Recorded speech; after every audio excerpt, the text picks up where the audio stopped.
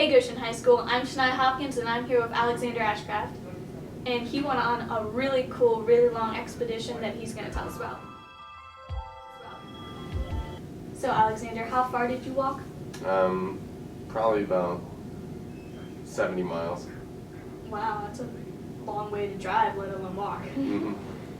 How long did it take you? 3 days and 2 nights. So what destinations were you going back and forth from? I went from Nisbet Park in Loveland to, I don't remember the name of it, but all the way up to some Antioch Center type thing in Yellow Springs. Wow. So what did you take with you? I took a backpack, toilet paper, a hatchet,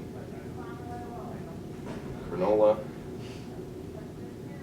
a sleeping bag, a hammock, and a collapsible fishing pole. Okay. So did you see anything cool along the way?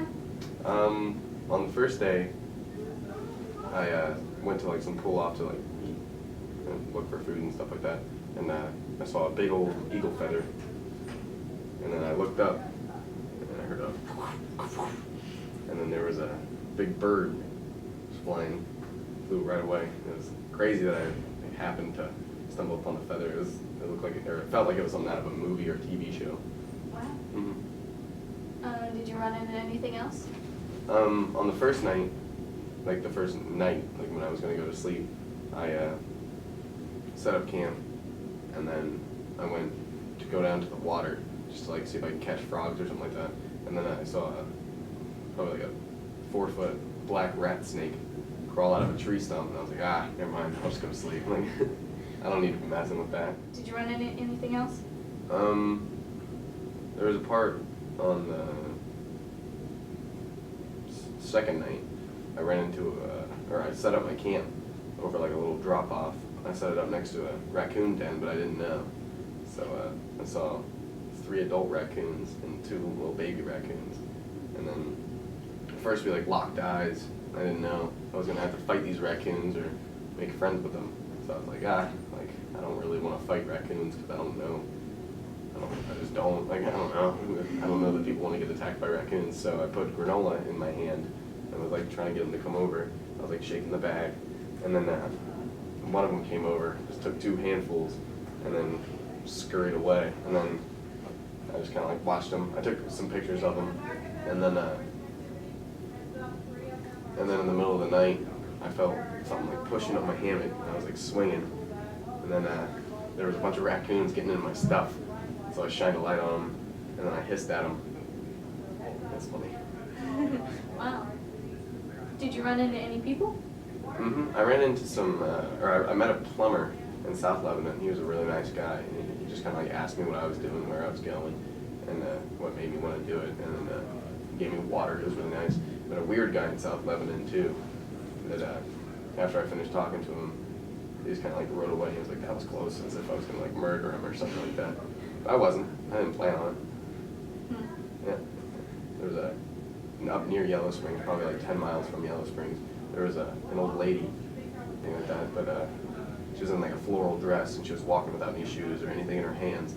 She was just walking. I don't know where she was going, because she was in the middle of nowhere. I hadn't seen anybody for miles. It had been an hour since I'd seen anybody, and then it was just her, just some shoeless, barefoot, floral dress, an old lady. So did you get hurt at all while you were walking?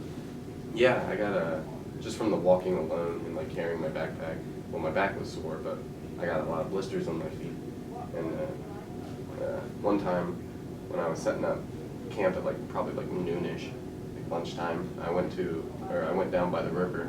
I got a nice little secluded area, and then I built a fire and I got everything ready. And then I had a knife that I used to cut the fishing line because I was going to try to catch a fish and cook it. And so I stabbed it into the ground, and then when I was just walking around getting stuff, about to go down to the water, I kicked it, and I cut the inside of my foot, and then I didn't really notice that it was as bad as it was till I saw all the blood that came out of my foot, and then luckily there were some canoers going down just at the time that I was there, so I asked them, I was like, hey, do you guys have any Band-Aids or anything like that? So they gave me Band-Aids. So I just kind of cleaned it out in the river water. I don't know how clean it was, but I guess it was better than sand, didn't it? So would you ever consider taking someone with you on a trip like this? I would I think maybe for like a short trip or something like that, I would probably take people. But if it's going to be something long and tedious, I would almost rather be by myself. Like, even though it's like kind of lonely, the loneliness wasn't even like really that bad. But I definitely wouldn't really want people for a long trip, just because if you have to stop, like, it's fine if you're by yourself. But if everybody's stopping all the time, then it just can kind of get irritating. Or you could just be more patient and go with people, which would also be good, I guess, if that's your cup of tea. So are you going to do this ever again? I hope to. I hope to do something like the Appalachian Trail, or just go backpacking, like either by myself for a while or like with some friends for a few days. I think it'd be a good time. It's really nice to, I don't know, really gets the adventure bones going. I would definitely recommend going backpacking and outside to anybody that's physically capable of it. Obviously, if you have like diabetes or something like that, you should probably take extra precautions, but like I'd probably eat more than I did.